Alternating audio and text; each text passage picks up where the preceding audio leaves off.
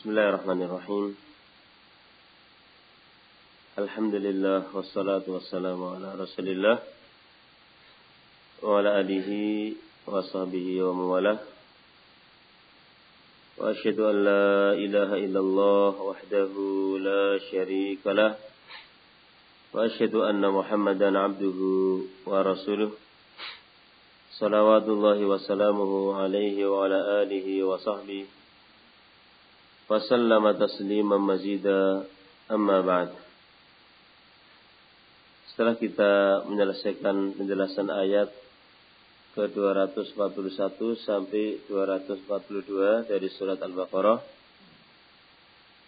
yang terkait dengan seorang yang mencerai istrinya, hendaklah dia memberikan pemberian kepada mantan istrinya secara ma'ruf, secara wajar, sesuai dengan kemampuan masing-masing. Kita akan masuk pada ayat yang ke-243. Qala Allah Ta'ala,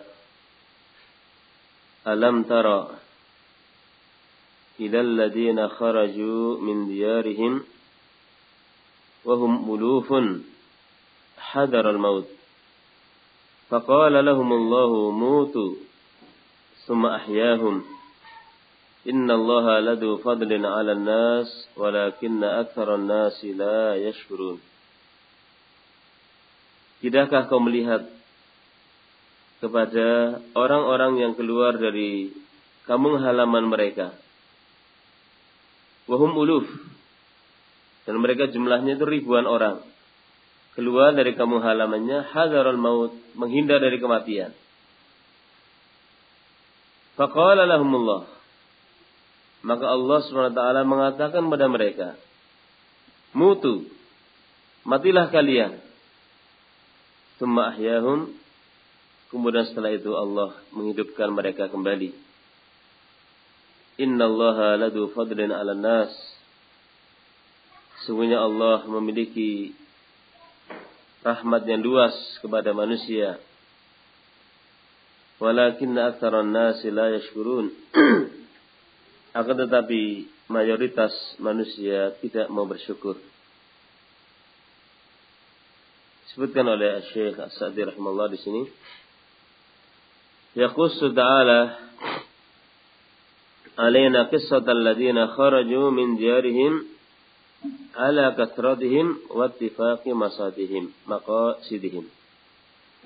Allah Subhanahu wa taala menceritakan kepada kita kisah orang-orang yang mereka keluar dari kampung halamannya dalam keadaan mereka banyak jumlahnya dan sama tujuannya, yaitu ingin lari dari kematian. Apa karena ada wabah yang menimpa atau yang lainnya yang mematikan, mereka lari dari kampung halamannya. Di anna alladhi akhrajahum minha hadaral maut min waba'in aw ghairihi. Bahwa yang menjadikan mereka keluar dari kampung halamannya adalah karena takut kematian. Apakah karena ada wabah yang berjangkit atau yang lainnya. Yaqsuduna bihadzal khuruj as-salamah minal maut. Yang mereka inginkan dengan keluar dari kampung halamannya ini supaya mereka selamat dari kematian. Walakin la yuhni hadar an qadar. Akan tetapi kehati-hatian pun tidak bisa menolak takdir. Faqala Allahu lahum mutu. Maka Allah Subhanahu wa ta'ala mengatakan kepada mereka, matilah kalian. Famatu. Maka mereka justru mati. Setelah dari kematian, malah mereka mati. Summa inna Allah ta'ala ahyahum. Kemudian Allah Subhanahu wa ta'ala menghidupkan mereka. Imma bida'wati nabiyin aw bighairi dzalik. Ada kalanya dengan sebab doanya seorang nabi yang hidup waktu itu, ya Allah hidupkan mereka kembali, atau sebab yang lainnya. Rahmatan bihim wa lutfan wa hilman, sebagai bentuk kasih sayang Allah terhadap manusia, kelembutan Allah dan terhadap mereka. Wa bayanan li ayatihi li khalqihi bi ihya'il mauta. Dan untuk menjelaskan tanda-tanda kebesaran Allah di tengah-tengah makhluknya, bahwa Allah bisa menghidupkan orang-orang sudah mati. Ayat yang ke-243 ini menjelaskan tentang kisah orang yang lari dari kematian. Yang jumlah mereka ribuan orang. Ada kalanya mereka lari dari wabah yang mematikan atau yang lainnya. Namun manusia punya rencana, sedangkan Allah sudah menentukan segala sesuatu. Mereka lari dari kematian, ternyata mereka dijemput oleh kematian.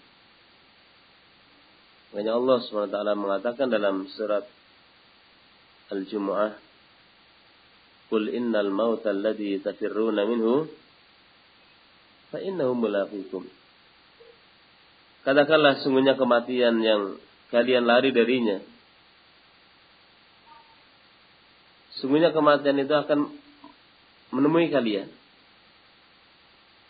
Dan ayat ini barakallahu fikum, ayat 243 yang menjelaskan tentang orang-orang yang lari dari kematian, justru mereka dimatikan oleh Allah. Ini semacam muqaddimah untuk ayat yang berikutnya. Ayat yang berikutnya adalah terkait dengan masalah perang di jalan Allah. Perintah untuk berperang di jalan Allah Subhanahu wa taala, yang terkadang seorang lari dari perang atau meninggalkan perang karena apa? Takut mati. Padahal tidaklah perang memajukan umur ataupun memanjangkan umur. Ini dahulu dikatakan man la yamut bi sayfin yamut bi ghairihi. Ta'addadatil asbab wal mautu bahidu. Orang yang tidak mati dengan pedang, dia akan mati dengan yang lainnya. Orang yang tidak mati dalam pertempuran, dia akan mati, ya, dengan selain dari senjata. Ta'addadatil asbab, yang namanya sebab kematian saking banyaknya. Wal mautu wahidu, sedangkan kematian itu hanya satu. Allah juga menyebutkan dalam Al-Quran, Qul la yanfa'ukum al-firar in farartum minal mauti abil qatli. Tidaklah bermanfaat bagi kalian untuk lari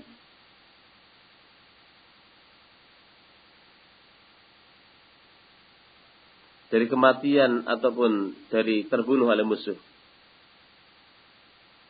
Disebutkan dalam kisah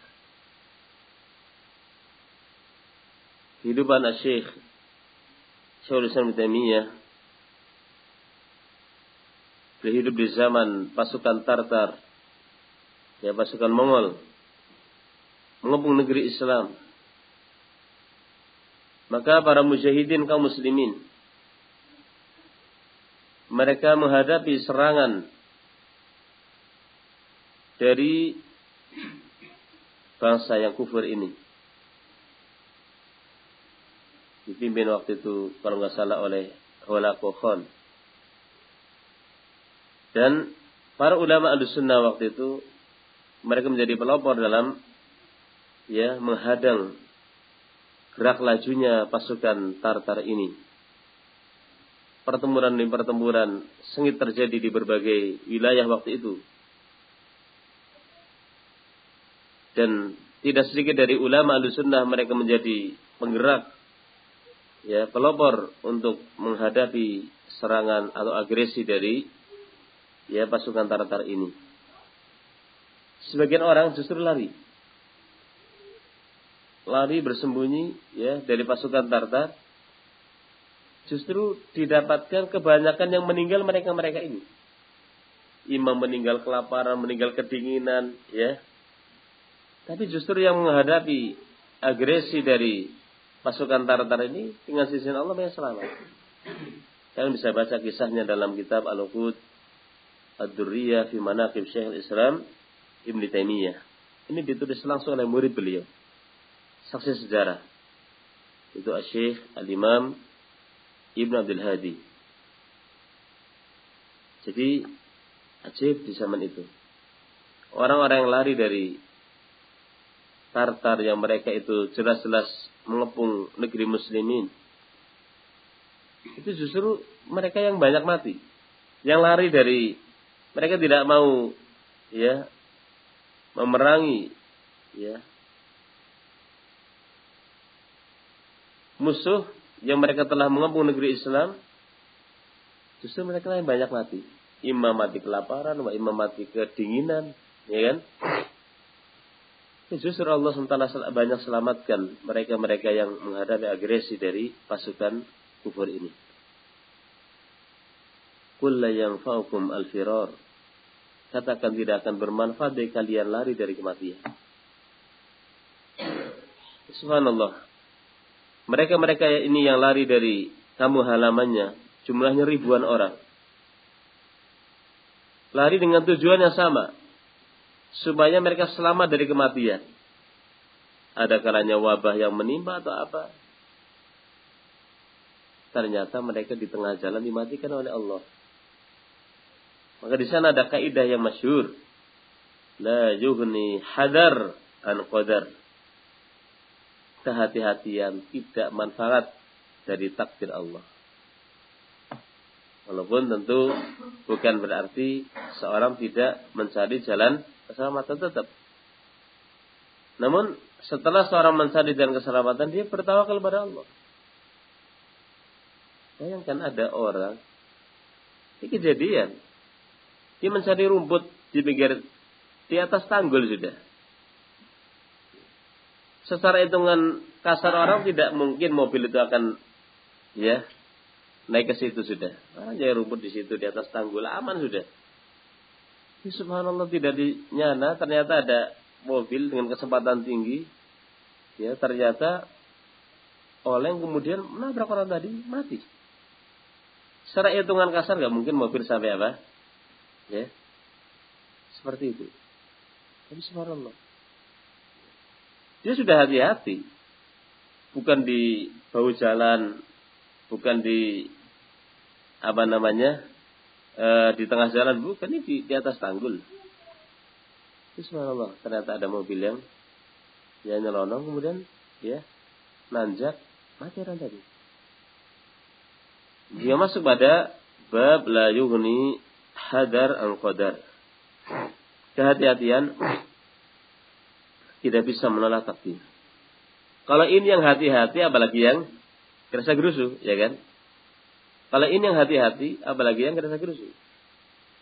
Subhanallah, apalagi di jalan ya, subhanallah. Bisa jadi seorang sudah hati-hati sekali, ternyata lawannya tidak hati-hati. Kendaraan lawannya tidak hati-hati, sehingga dia sudah hati-hati, ya, sudah mengemudikannya dengan bagus di jalur yang benar, juga nggak ngebut, sesuai lah. Ternyata lawannya dari arah yang berlawanan misalnya tidak hati-hati, bisa orang yang hati-hati tadi terkena imbas daripada ketidakhati-hatian pihak yang lain.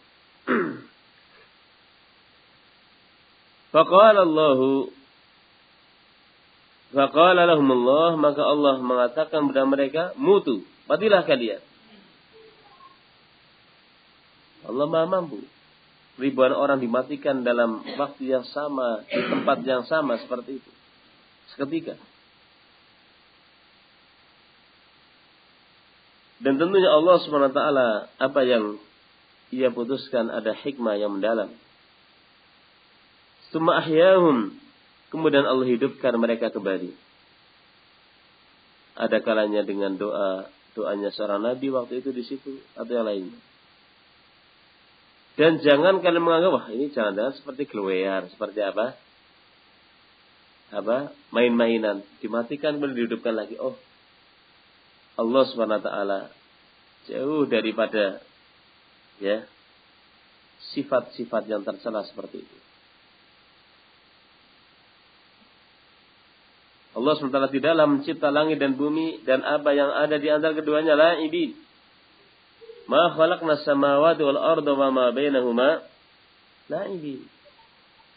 Tidaklah kami menciptakan langit dan bumi dan apa yang ada di antara keduanya ya main-main, tidak.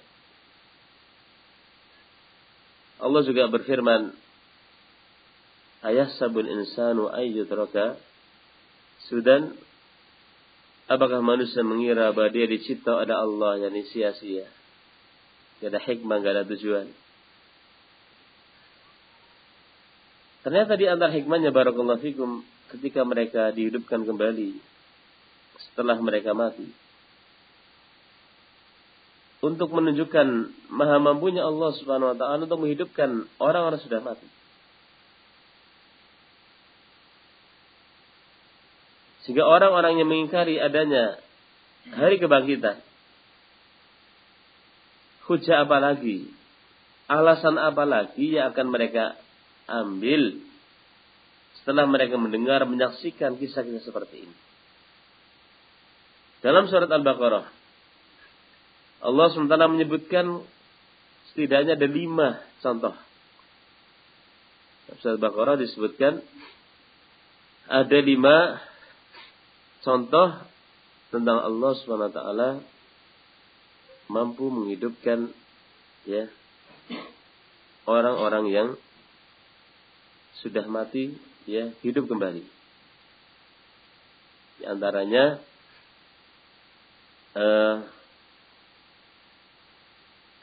yang terjadi di zaman Nabi Musa, orang yang dibunuh di tengah-tengah Bani Israel dan dihidupkan oleh Allah untuk memberitahu siapa yang membunuhnya. Kemudian juga kisah seorang yang melewati suatu desa yang sudah hancur, ya. Kemudian kemudian dimatikan dia oleh Allah selama 100 tahun. Lalu Allah hidupkan kembali. Ini di antaranya.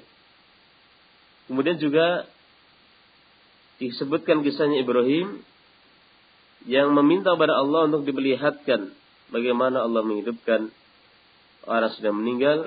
Maka Ibrahim diperintahkan untuk menangkap 4 burung, kemudian disembelih, kemudian diaduk, kemudian ya setelah adukan tadi dari 4 burungnya sudah dipotong-potong tadi, diletakkan ya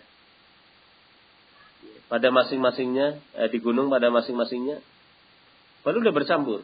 Mungkin yang ini kepala ini dengan kakinya ini tercampur. Kemudian Ibrahim suruh memanggil, kemudian ya anggota-anggota burung tadi kemudian menyatu satu dengan selainnya. Ya mereka menyaksikan, atau sebagian makhluk di dunia ini menyaksikan sebagian manusia hidup kembali setelah matinya. Dan seandainya pun seorang tidak menyaksikannya, maka di sana ada tanda-tanda yang lain. Di antaranya, ya, dan ini hampir semua orang mengetahuinya dan menyaksikannya. Saat musim kemarau yang berkepanjangan, tanah berubah menjadi coklat, bahkan mungkin kelabu. Tumbuhan, rerumputan, ya, mati. Kemudian ketika turun hujan, berubahlah tanah yang gersang seperti itu menjadi apa? Hijau dan indah. Ini akan sangat terasa ya, terutama orang hidup di negeri padang pasir. Ya, padang pasir yang membentang yang coklat seperti itu. Tidak terbayang di situ ada rumputan, wala ada ini dan itu. Subhanallah, ketika musim penghujan datang dan turun hujan yang deras, seminggu setelah itu sudah berubah menjadi apa? Hijau sekali. Subhanallah. Ini juga salah satu bukti bahwa Allah Subhanahu wa taala mampu untuk menghidupkan manusia setelah matinya. Sebagaimana Allah mampu menghidupkan bumi setelah gersangnya, Allah juga mampu untuk menghidupkan manusia setelah matinya. Allah Subhanahu wa taala hidupkan kembali mereka-mereka yang telah mati. Waktu itu jumlahnya ribuan orang. Tentu ini adalah rahmat dari Allah. Dan untuk menjelaskan tanda-tanda kebesaran Allah di tengah-tengah makhluknya. Dan untuk menunjukkan bahwa Allah Subhanahu wa taala mampu untuk menghidupkan manusia setelah matinya. Wa lihada qala, oleh karena ini Allah Subhanahu wa taala berfirman, innallaha ladu fadlin. Sungguhnya Allah memiliki rahmat, keutamaan, azim, azim yang besar. Ala nas, walakin aktsarun nas la yashkurun. Terhadap manusia. Akan tetapi mayoritas manusia tidaklah bersyukur. Luar biasa makhluk yang bernama manusia ini.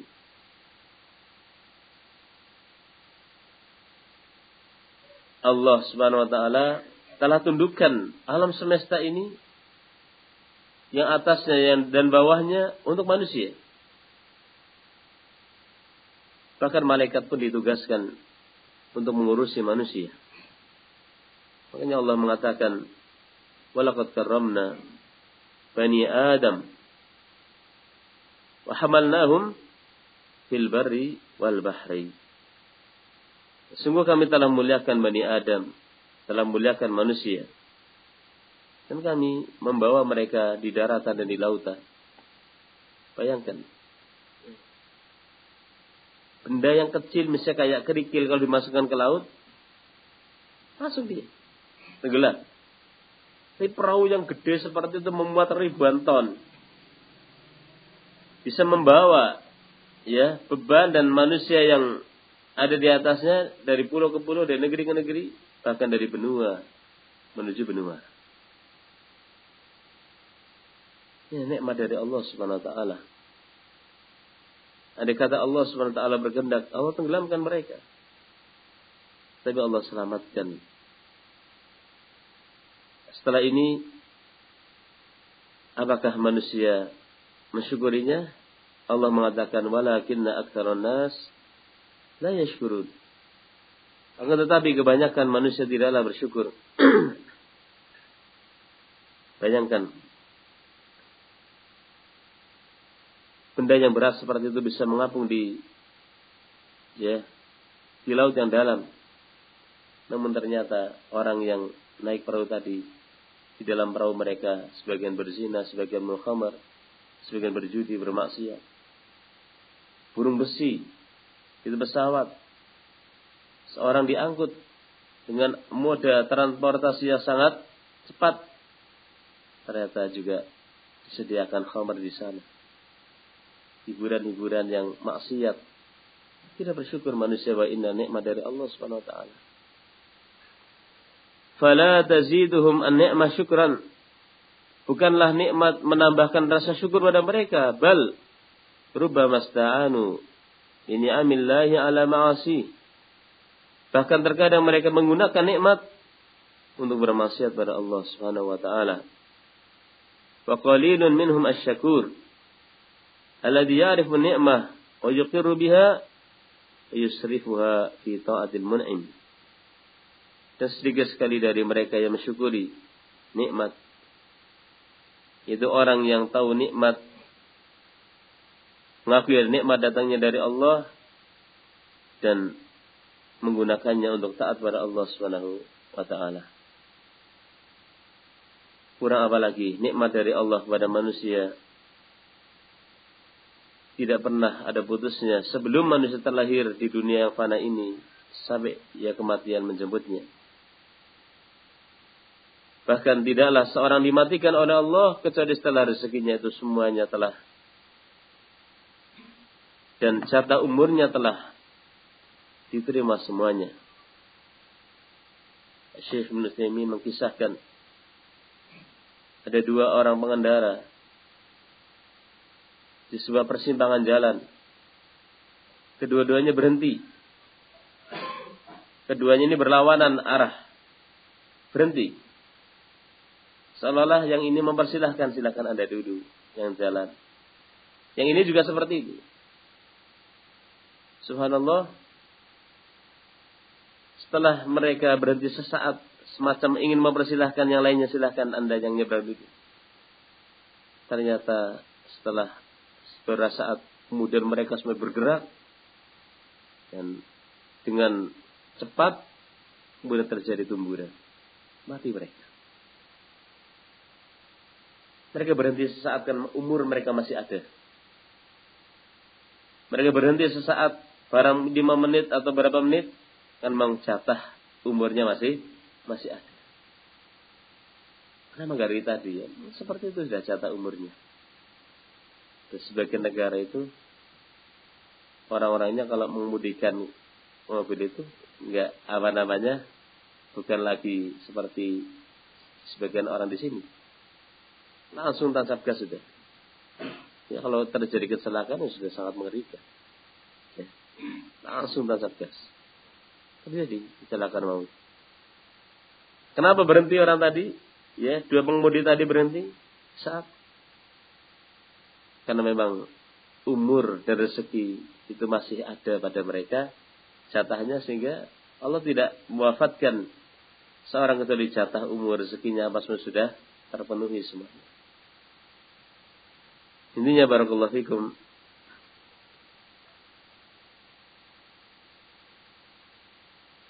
semuanya dengan takdir Allah Subhanahu wa taala. Kehati-hatian terkadang belum bisa seorang terhindar dari kejelekan. Ini yang hati-hati, lalu bagaimana tidak hati-hati? Dan kita manusia hanyalah berusaha.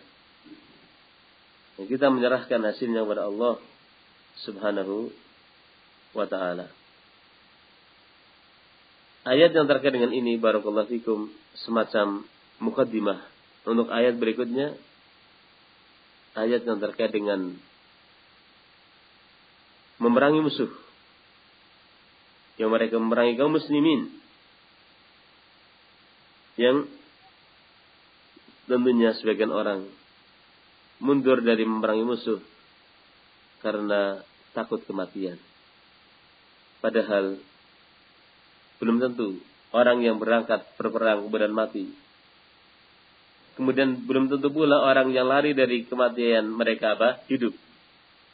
Sudah seorang penyair mengatakan seperti sudah saya sebutkan tadi, man la yamut bi sayfin yamut bi ghairihi. Orang yang tidak mati dengan pedang, dia akan mati dengan yang lainnya. Apa yang namanya memerangi musuh kemudian orang harus mati? Man la yamut bi sayfin yamut bi ghairihi. Orang yang tidak mati dengan pedang, dia akan mati dengan yang lainnya. Ta'addadatil asbabu wal mautu wahidu. Sebab kematian itu banyak dan yang namanya mati adalah mati. Mati adalah mati. Jadi demikian, insyaallah kita lanjutkan pada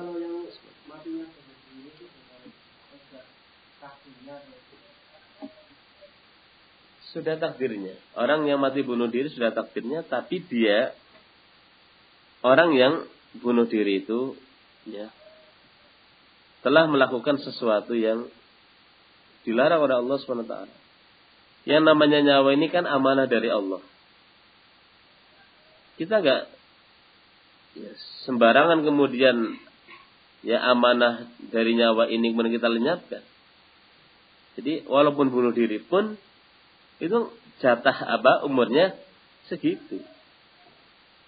Apa yang ada di takdir Allah kan kita tidak tahu. Tapi itu seperti itu. Ini takdirnya nanti bunuh diri, takdirnya ini seperti ini, seperti itu. Jadi orang yang bunuh diri pun memang jatah umurnya segitu sudah. Dan model kematian orang kan macam-macam, ada yang tenggelam, ada yang terbakar, ada yang gantung diri, ada yang terbunuh, ada yang macam-macam sakit, macam-macam. Sama sebagaimana orang yang sakit, ya. Juga apakah umurnya segitu masih muda kok, Kenapa nggak tua saja? Segitu jatahnya. Bunuh diri pun sama. Walaupun kalau sakit itu bukan dari perbuatan apa? Hamba, adapun bunuh diri jelas perbuatan hamba. Tapi sama-sama dari sisi semuanya umur sudah ditakdirkan. Jatah umurnya segitu sudah nggak akan lebih.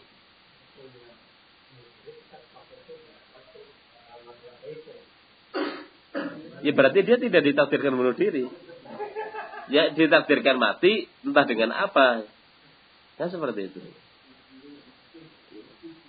Jadi entah dengan apa seorang itu meninggal, yang jelas jatah umurnya segitu sudah.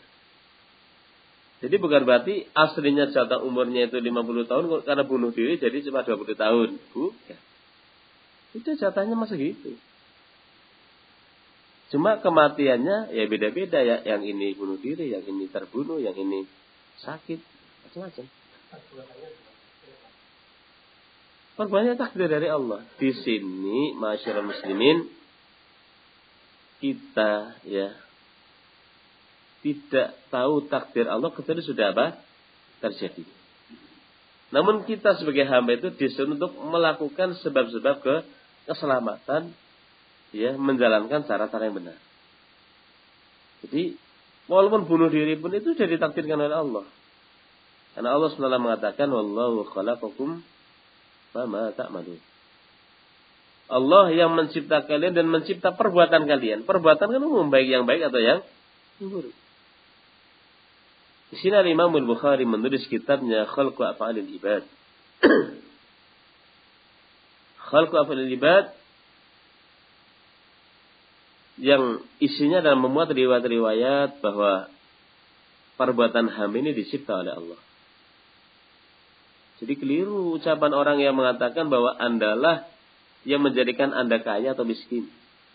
Andalah yang menjadikan Anda itu orang sukses atau tidak sukses. Ini ucapan yang batil. Sombongnya seperti ini. Memangnya orang kalau dia sudah berusaha kemudian berhasil, belum tentu. Orang yang namanya miskin bukan berarti nggak mengeluarkan modal. Ratusan juta orang mengeluarkan modal untuk apa? Misalnya untuk tambak udang, ya nggak? 100 juta. Kata gagal. Miskin dia, rugi dia. Kemudian kamu katakan, ya, apa namanya? Padahal itu sudah sesuai dengan, ya, standar cara apa namanya memelihara udang gimana, ya kan? Ini ternyata gagal. Ya, kemudian apakah seorang mengatakan, ya kamu sendiri yang menjadikan kamu gagal? Bukan, orang sudah usaha. Allah yang menakdirkan sudah. Jadi yang baik dan yang buruk semuanya ditakdirkan oleh Allah. Cuma kejelekan tidak dinisbatkan kepada Allah. Ya. Hamba yang melakukannya. Karena hamba diberi pilihan oleh Allah.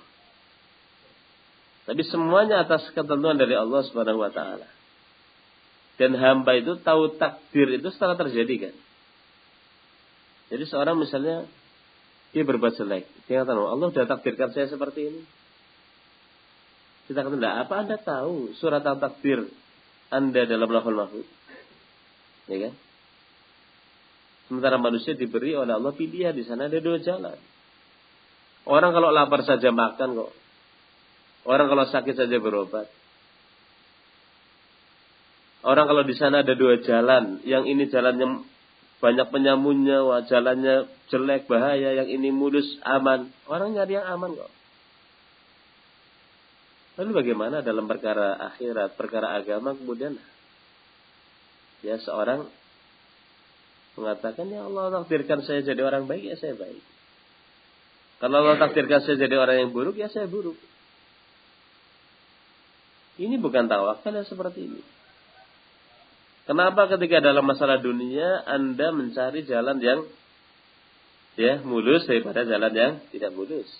Anda kalau lapar Anda makan. Namun ketika masalah akhirat, kok nggak punya sikap yang sama? Kenapa? Ini jalan surga, kenapa nggak ditelusuri? Ini jalan neraka, kenapa nggak dihindari? Seperti ini orang ketika rapuh imannya, tentu timbangannya akan miring. Orang kalau timbangannya sudah soak, sudah rusak, Kan timbangan kan ada yang digital kan. Sudah rusak timbangan digitalnya, ya, atau timbangan yang manualnya, itu nggak bisa untuk menimbang.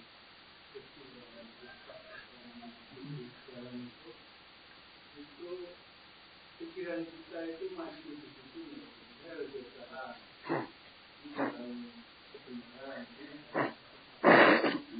Pikirannya kan milih-milih gitu saya. Itu milih-milihnya pikiran itu memang dari Allah itu ada diri kita sendiri yang milih-milih. Pertama dari Allah jelas ya, karena segala sesuatu tidak lepas dari takdir Allah. Yang kedua, ada upaya dari hamba itu untuk milih. Kan itu. Makanya Allah mengatakan, alam naj'al lahu 'ainain wa lisanan wa syafatain wa hadainahu an-najdain. Bukankah kami telah menjadikan bagi manusia 'ainain, dua mata? Untuk apa ini mata sih? Kan untuk melihat, untuk milih. Wa lisanan wa syafatain, lisan wa hadainahu an-najdain. Dan kami tunjuki dua jalan. An-najdah itu jalan. Ini jalan yang benar, ini jalan yang buruk. Oh, saya gak ngerti jalan. Kenapa kamu gak ngerti? Oh, ayat Al-Quran juga jelas, hadis juga ada. Ya karena saya gak belajar. Lah itu masalahnya. Makanya permasalahannya di sini ada dua. Semua kesesatan yang ada di alam semesta, mau kayak apa bentuknya sudah, kata ulama tidak lepas dari dua faktor saja. Faktornya banyak. Karena sawarif anil haq, menghalang dari hak itu puluhan. Takabur, kemudian ambisi pada kedudukan, kemudian kebodohan, kemudian fanatik, banyak. Tapi kalau dikerucutkan, dua sebab saja. Yang pertama al-jahlu, yang kedua adalah ittiba'u al-hawa. Itu aja sudah. Semua kesesatan yang ada di muka bumi ini tidak keluar dari dua faktor. Imma ada kalanya karena faktor kebodohan, ketidaktahuan. Yang kedua, wa imma faktor jarak. Ngerti tapi apa? Jarak berarti ittiba'ul hawa, ngikuti hawa nafsu. Orang yang misalnya dia menolak al-haq karena ambisi pada kedudukan, berarti ini maksudnya apa? Ittiba'ul hawa. Orang yang hak sudah sampai, tapi karena dia fanatik, berarti ittiba'ul hawa. Banyak. Emangnya Fir'aun dan kaumnya tidak yakin yang dibawa oleh Musa itu benar? Yakin mereka. Namun karena mereka ingin ya menjadi orang yang berkasta tinggi dan tidak ada yang bisa nyanyi mereka, sombong dari Nabi Musa. Sombong mereka dari al-haq. Makanya Allah SWT mengatakan, wajahadu biha wastaiqanatha anfusuhum dzulman wa 'udwa. Mereka mengingkari mukjizat. Mereka menentang ayat, padahal hati kecil mereka meyakini kebenarannya. Lihat hati kecil mereka. Wastaiqanatha anfusuhum. Padahal hati kecil mereka membenarkan itu mukjizat, itu ayat. Apa sih yang melandasi mereka sampai menolak kebenaran padahal mereka ngerti itu benar? Zulman wa 'udwa. Karena ada unsur ingin berbuat zalim, semena-mena di muka bumi, dan ingin supaya yang paling teratas tidak ada yang menyaingi. Padahal subhanallah, orang ya dengan masuk Islam ini yang mulia semakin mulia kok. Orang yang jelata aja terangkat harkat dan martabatnya, apalagi yang mulia semakin mulia. Saya melihat bodohnya Abdullah bin Ubay bin Salul, pentolan munafikin, dan tokoh dari tokoh orang Madinah, yang dia pura-pura masuk Islam, yang sebelumnya dia sudah digadang-gadang akan dijadikan pemimpin di tengah-tengah kota Madinah. Setelah datangnya Islam, datangnya para sahabat, maka dia pun kecewa. Apa yang diharapkan dia akan memimpin ternyata tergeser. Padahal bukan seperti itu. Andai kata dia masuk Islam, dia tetap menjadi tokoh orang Madinah. Coba lihat kawan-kawan dia. Sa'ad ibn Ubadah, Sa'ad ibn Mu'ad, As'ad ibn Zurarah. Banyak dari tokoh-tokoh orang Madinah. Ya mereka masuk Islam. Setelah mereka masuk Islam, apakah ketokohan itu hilang? Mereka tetap menjadi sayyidu qaumi, pimpinan kaumnya. Sampai-sampai ketika Sa'ad ibn Mu'adz terluka dalam perang waktu itu, terkena panah di bagian sininya, dan membahayakan sekali. Ya. Rasul mengatakan ketika dia dibawa di atas kendaraan dalam keadaan terluka, darah mengalir, "Qumu ila sayyidikum." Qumu ila sayyidikum. Berdirilah kalian menuju pemimpin kalian ini. Artinya untuk mungkin membantu dia menurunkan di kendaraan, merawatnya. Dirawatlah Sa'ad bin Mu'adz di masjid. Itu darah mengalir, kemudian beliau meninggal radhiyallahu anhu. Dan luar biasa ketika kematian sahabat Sa'ad bin Mu'adz, arasy-Nya Allah bergetar. Belum pernah kita mendengar riwayat ada seorang meninggal arasy-Nya Allah bergetar, kecuali sahabat Sa'ad bin Mu'adz. Kata Rasul, "Ihtazza 'arsyur Rahman hina maut Sa'ad bin Mu'adz." Bergetarlah arasy-Nya Allah, wal arsy paling besarnya makhluk sudah. Saja akhi, alam semesta ikut berduka. Alam semesta ikut merasa kehilangan dengan mereka orang yang beriman. Adapun orang-orang kafir, ahlu zulmi, orang-orang yang zalim, dengan kepergian mereka langit dan bumi tidak menangisi. Makanya Allah mengatakan, "Fama bakat alaihim as-sama'u wal ardu." Langit dan bumi tidaklah menangisi kepergian mereka. Beda sekali. Ketika bapaknya Jabir bin Abdullah yang bernama Abdullah terbunuh dalam perang Uhud, syahidan, di hari yang terik sekali waktu itu, maka Rasul mengatakan, "Ma zalatil malaikatu tudhilluhu bi ajnihatiha hatta rafa'tumu." Senantiasa malaikat menaungi dengan sayapnya ini. Jenazahnya, orang berkepanasan, jenazah ini berkepanasan. Luar biasa. Para malaikat menaungi dengan sayapnya sampai kalian angkat jenazahnya. Ma zalatil malaikatu tudhilluhu bi ajnihatiha hatta rafa'tumu. Senantiasa malaikat menaungi dengan sayapnya sampai kalian angkat jenazahnya. Ya barakallahu fikum. Seorang diberi pilihan oleh Allah, ini jalan al-haq, ini jalan batil. Orang yang sungguh-sungguh untuk mencari al-haq, andai kata pun dia sempat terpeleset, Allah akan sadarkan dia untuk kembali ke jalur yang hak. Ini orang yang jujur dalam mencari al-haq. Karena orang ketika mencari al-haq bisa jadi ini al-haq. Mungkin karena dia keterbatasan ilmu, ini hak. Namun karena dia jujur, kemudian Allah bukakan hati dia, wah, ini adalah kebatilan, kemudian dia beralih kepada hak yang sesungguhnya. Berapa banyak orang yang dunia ketika pada masa-masa pencarian al-haq, dia menganggap bahwa ini satunya hak, masuk kelompok ini. Namun setelah itu dia dibukakan hatinya bahwa ini kebatilan. Karena ini dan ini disebutkan dalilnya. Ini orang jujur, insyaallah dia akan diselamatkan. Walaupun sempat terpeleset dalam kejelekan, sempat salah jalan, namun dia tidak akan dibiarkan. Karena dia itu tujuannya al-haq dan tulus. Allah SWT mengatakan, "Walladzina jahadu fina lanahdiyannahum subulana."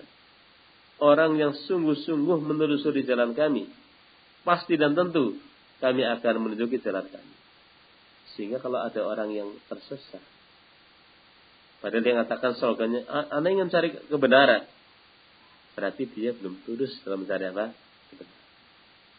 Kalau dia betul-betul mencari kebenaran, dia insyaallah akan ditunjuki kepada hak.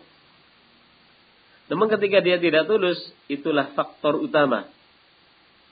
Dia berhenti di situ sudah. Anggap ini adalah hak, padahal itu bertentangan dengan dalil. Dia sesuai dengan hak yang dibawa oleh Rasul alaihi salatu wassalam. Orang tidak bisa merubah takdirnya. Misal ada seorang pencuri ya, pencuri dinasihati, kamu berhentilah dari pencuri. Wah ini sudah takdir saya itu. Apa enggak bisa dirubah? Orang bisa merubah watak. Orang bisa merubah watak. Ya gitu ya. Perangai dan watak bisa berubah. Dan ini pendapat yang sahih. Karena terjadi perbedaan pendapat di antara ulama. Apakah watak itu bisa berubah? Pendapat yang sahih bisa. Dengan sekian banyak dalil. Yang pertama. Andai kata watak tidak bisa berubah. Apa faedahnya Allah mengutus para rasul? Apa faedahnya nasihat dan mau'izah? Bukti yang kedua. Dulu para sahabat sebelum masuk Islam, kayak apa mereka? Bangsa yang saling berperang, bangsa yang hasad, bangsa yang ini. Setelah mereka masuk Islam, apa yang terjadi? Berubah menjadi orang yang santun, orang yang baik. Yang ketiga. Anjing saja yang punya sifat rakus. Kalau dia sudah dilatih oleh tuannya menjadi anjing apa? Buruan. Ya. Selapar-lapar apapun umumnya anjing buruan itu kalau ngejar apa? Ya. Bangsa kalau disuruh oleh tuannya dia hanya menggigit, selesai sudah walaupun dia lapar. Padahal anjing itu kan sifatnya apa? Buas ya kan? Rakus. Ini menunjukkan bahwa watak itu bisa berubah. Kau kemudian orang kata, takdir saya sudah jadi pencuri. Lah apa kamu pernah melihat surat takdir kamu di Lauhul Mahfuz? Sekarang pencuri, tapi apa kemudian besok Allah sudah takdir kamu pencuri, kemudian kamu bisa mengklaim bahwa kamu sudah seperti itu sampai mati? Kita sudah tertutup hatinya. Sebagaimana orang kata, saya nggak bisa meninggalkan rokok. Ngerokok gak bisa. Dulu nggak ngerokok kan saya bisa, kemudian bisa ngerokok, kemudian saya meninggalkan. Kok tinggal dilakban aja mulutnya aja kan nggak ngerokok, sudah selesai kan? Lakban saja mulutnya, nggak ngerokok insya Allah. Nggak mungkin Allah memerintahkan sesuatu kemudian hamba itu tidak mampu, itu nggak mungkin. La yukallifullahu nafsan illa usaha. Kok ada orang mengatakan, saya gak bisa ninggalkan khamar, gak bisa ninggalkan rokok. Kita kata, sini kalau kamu gak bisa, sini sama saya. Lakban mulut kamu. Lakban apa? Diikat tangannya, sana gak mencuri. Ya kan? Selesai sudah. Kenapa gak bisa? Orang, maksudnya ini, kalau dilakban ya, artinya, ya, cara-caranya kan bisa. Misalnya, saya kecut kalau gak ngerokok ya kan. Ya, ini permen, di sana ada apel, ada apa, jus melon atau apa, banyak ya kan. Sampai saking apa naudzubillah, saking kecanduannya orang naik motor kenceng pun sambil apa? Merokok. Kerja bangunan ya sambil ngerokok. Ini kasihan orang yang apa? Nyuruh kerja. Harusnya seminggu jadi, ya. Ini sampai 3 minggu. Kenapa? Sambil apa? Ngebulek ini. Dan sebagian orang sampai punya kayak kaidah. Pokoknya kalau makan gak ada ini ngerokoknya sudah. Hampa sudah. Orang kalau dulu mengatakan 4 sehat 5 sempurna, ini kalau nggak ada ininya 4 sehat 5 apa?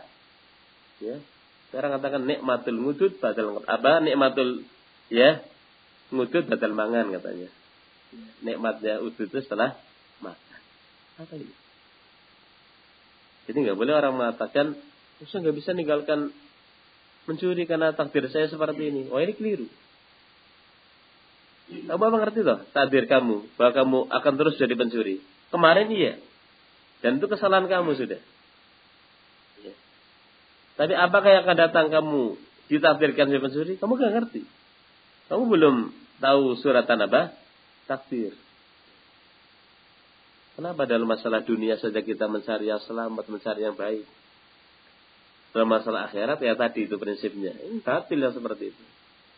Kalau kita lapar saja kita makan, ya. Kalau kita sakit kita berobat. Namun kalau kita ingin surga, ya, itu nggak mau usaha. Takut neraka, ya, tapi amalannya menjurus ke neraka. Apa ini? Baik, insyaallah kita lanjutkan pada kesempatan akan datang. Wallahu taala alamu shawab.